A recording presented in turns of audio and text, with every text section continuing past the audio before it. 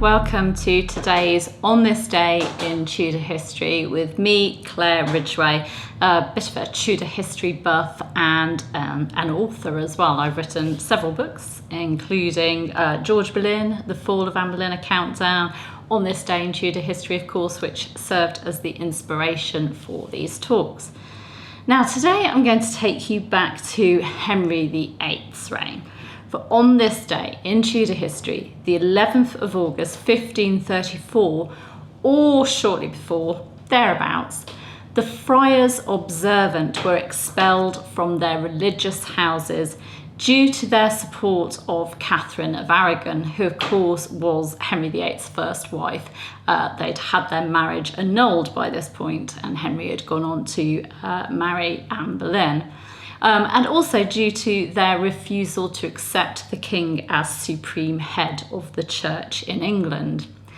In the Observant Friars of Greenwich, which is a chapter in A History of the County of Kent, which draws on contemporary accounts, it explains that the expelled friars were distributed in different places, generally in other monasteries, houses of the Grey Friars, for example, where Chapuis to Charles V explained that they were locked up in chains and treated worse than they could be in prison, so not treated well.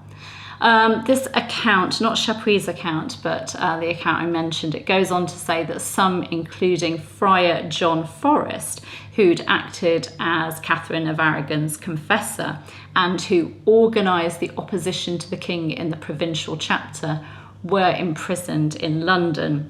But some of them managed to flee into exile abroad. Thankfully, some of them escaped. Those who remained in England were treated abominably. We know from a record that appears in Letters and Papers of Henry VIII's reign, which is a sort of archive of documents, letters, dispatches, records, all sorts of things, that out of the 140 friars who were expelled in August 1534 from that order, at least 31 died soon after. Thomas Boucher, a friar in Mary I's reign, wrote of further deaths. He mentioned Anthony Brockby, who was strangled with his own cord after being imprisoned and tortured so badly that for 25 days he could not turn in bed or lift his hands to his mouth. Then there's Thomas Court, who died in Newgate Prison, and Thomas Belcham, who died of starvation in the same prison, treated completely abominably, all because of their support for Catherine of Aragon and their refusal to accept Henry VIII as the supreme head of the church.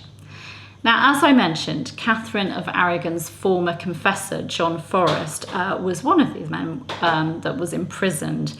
He was said to have been aged 64 at this time.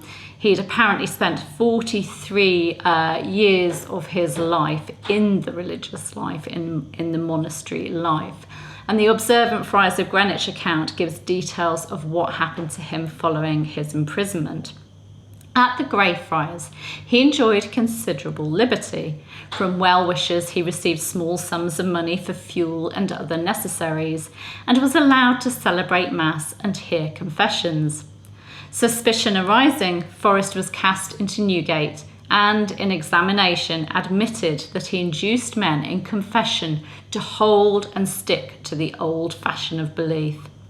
On the 22nd of May 1538, he was roasted alive as a traitor and heretic. And you might think that name, John Forrest, is ringing a bit of a bell for you. Well, that's because I talked about John Forrest's martyrdom in my On This Day talk for the 22nd of May. So I'll give you a link so that you can find out exactly what happened to him. Obviously, he came to a very bad end.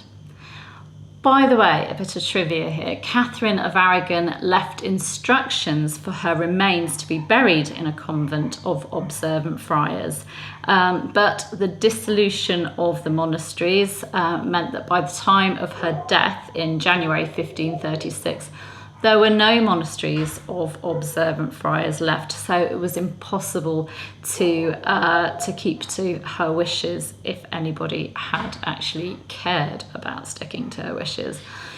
Catherine ended up being buried in Peterborough Abbey, which is now, of course, Peterborough Cathedral. Now, the observant friars were not the only order of monks to suffer Henry VIII's wrath. You might remember my talks on the Carthusian monks of London Charterhouse, the Carthusian martyrs.